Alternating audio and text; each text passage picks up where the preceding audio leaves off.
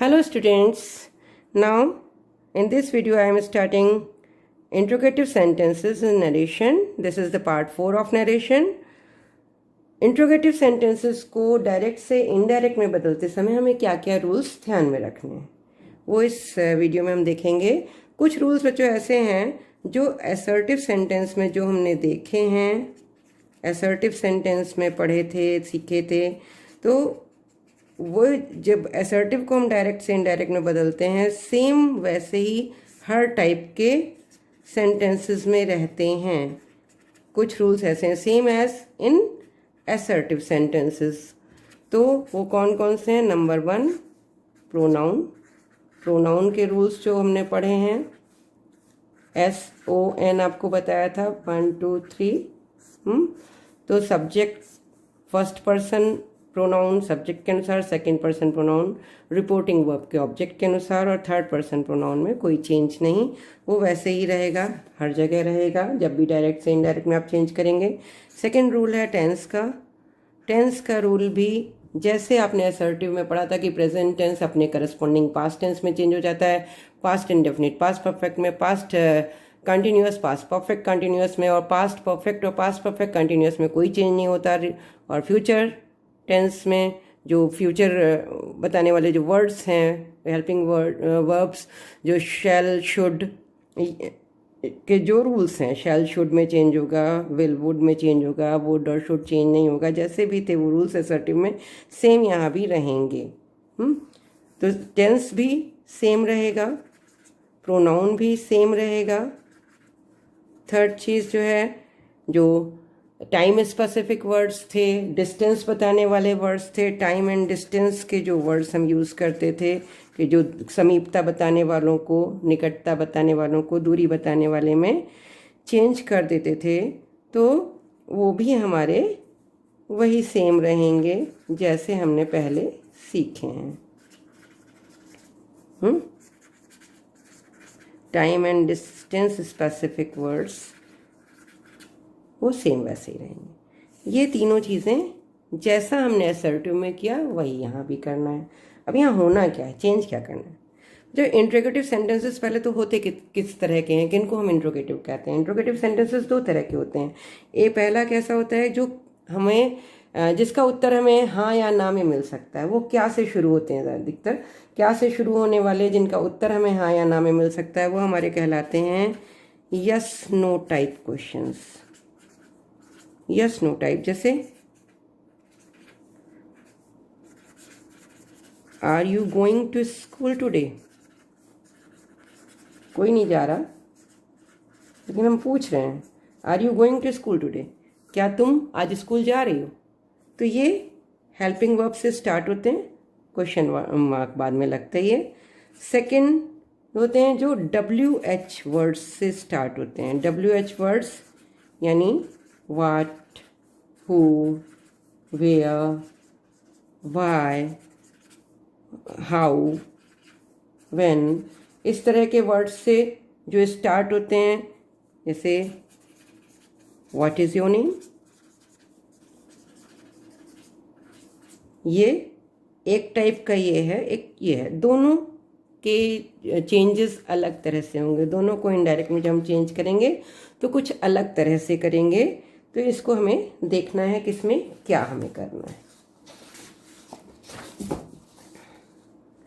तो पहला हम लेते हैं, जो कुछ नियम है जो दोनों में लगेंगे। उसके बाद हम बताते हैं आगे क्या होगा।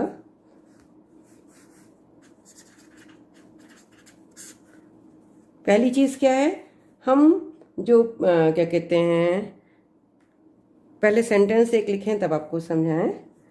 पहला सेंटेंस हमने क्या लिखा था? हरी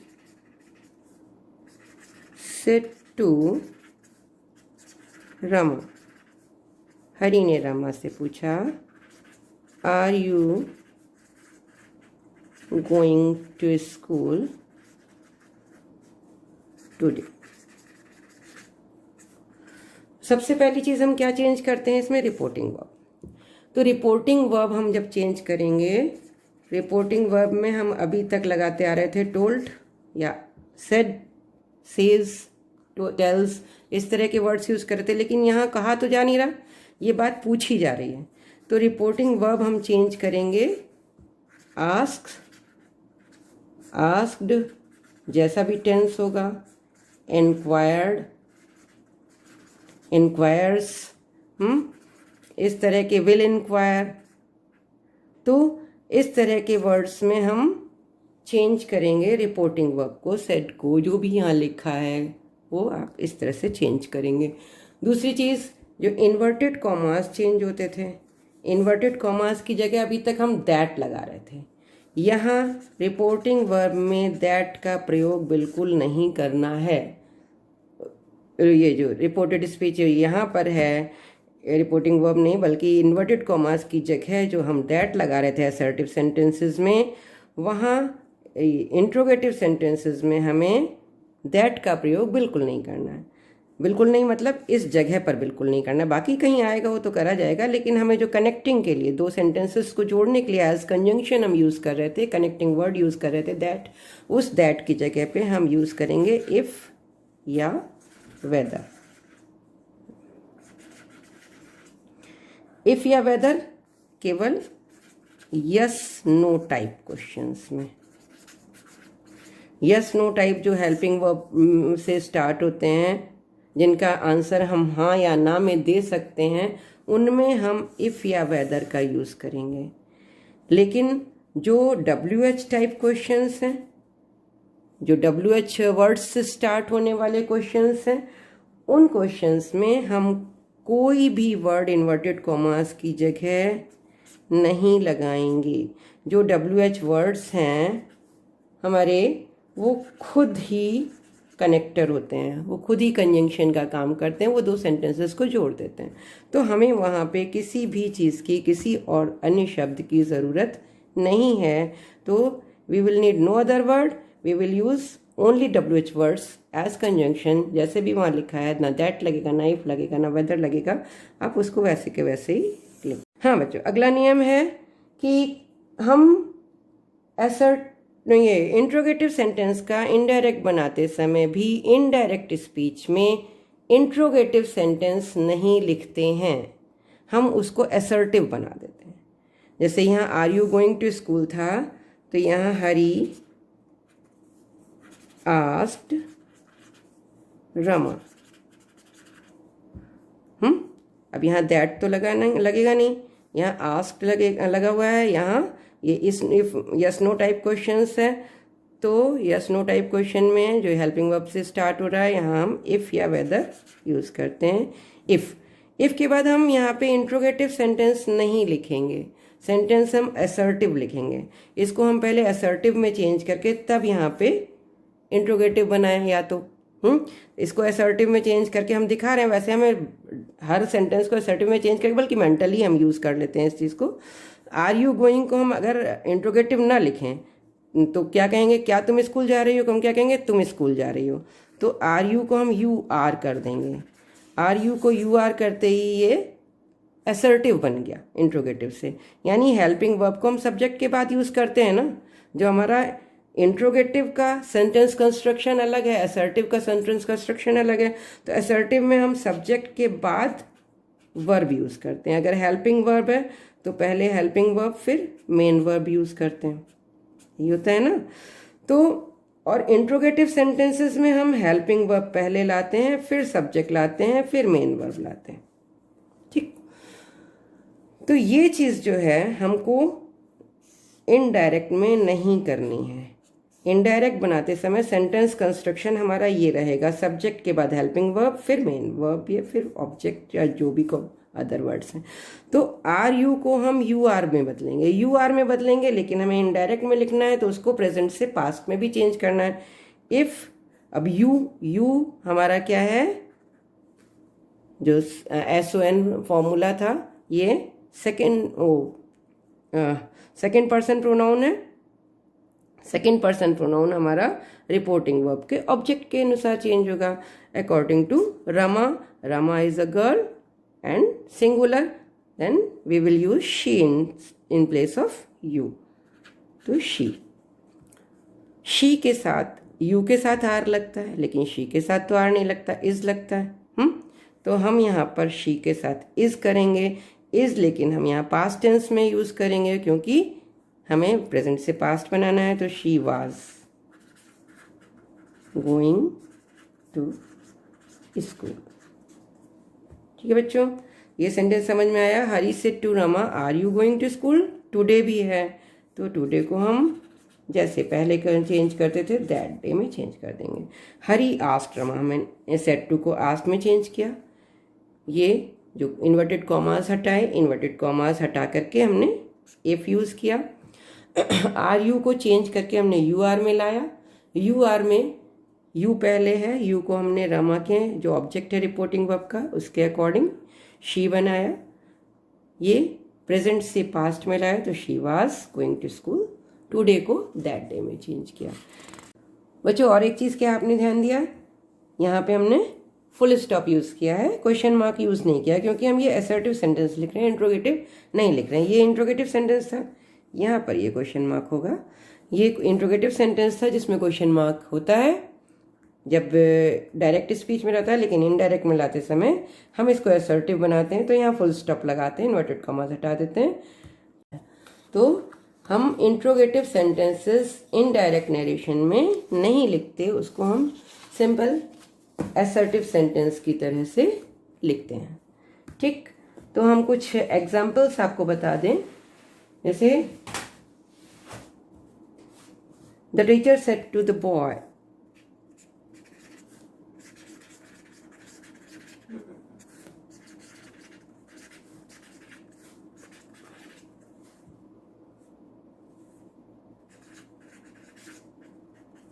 दूसरा सेंटेंस जो हमने बताया था पहले उसी को लेते हैं।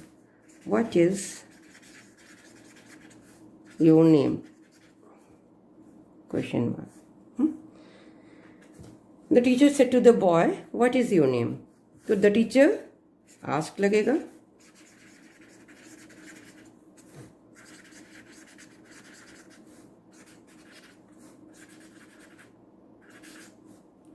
Ask the boy, inverted commas हटेंगे। अब ये WH टाइप क्वेश्चन है, तो इसमें हम इफ या वेदर का प्रयोग नहीं करेंगे, सीधे यही लगाएंगे, कैपिटल में नहीं स्मॉल में लिखेंगे, boy what.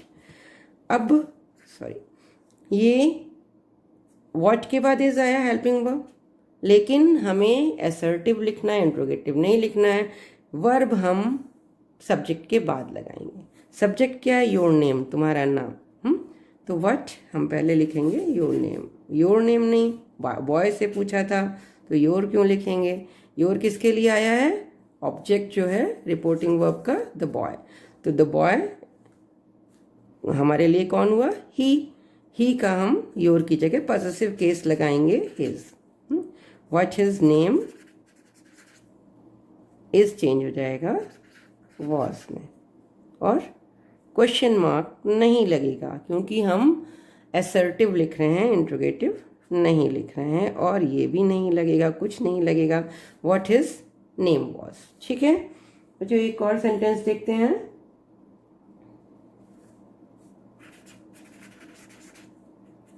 Shell I ever see him again, asked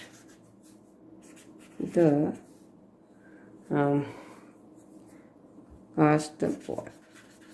चलिए, shall I ever see him again, क्या मैं दोबारा उससे कभी मिल पाऊंगा, क्या मैं दोबारा कभी उसे देख पाऊंगा। ये वह लड़के ने पूछा, किससे पूछा नहीं पता है, कोई बात नहीं, इसको हम पहले लाएंगे। द बॉय आस्क्ड, शैल यानी हेल्पिंग वर्ब से स्टार्ट हो रहा है, WH वर्ड नहीं है यहाँ पे, तो यहाँ पे हम इफ लगाएंगे। इफ आई कौन है, किसने पूछा, बॉय ने ना, सब्जेक्ट क्या है बॉय, तो बॉय को हम ही कहेंगे। इफ ही, अब यहाँ ही के बाद हमें जो ये हेल्पिंग वर्ब है सब्जेक्ट के बाद लाना है। पहले हम सब्जेक्ट लिखेंगे, जैसे भी चेंज होना होगा चेंज करके, उसके बाद हम हेल्पिंग वर्ब को लाएंगे और जिस तरह वो चेंज होना होगा चेंज करके लाएंगे। तो शैल की जगह पे हमें शुड लगाना है, should ever see him, ये भी पर्सनल प्रोनाउन है लेकिन ये थर्ड पर्सन है, SON third person, no change, तो see him अगेन। यहाँ पे क्वेश्चन मार्क होना चाहिए था और यहाँ पे नहीं होना चाहिए। The boy asked if he should ever see him again. Okay, I think you have understood the rules, so do your exercises. If there is any problem you can ask me in the comment box, or if you have my number you can WhatsApp me. Okay.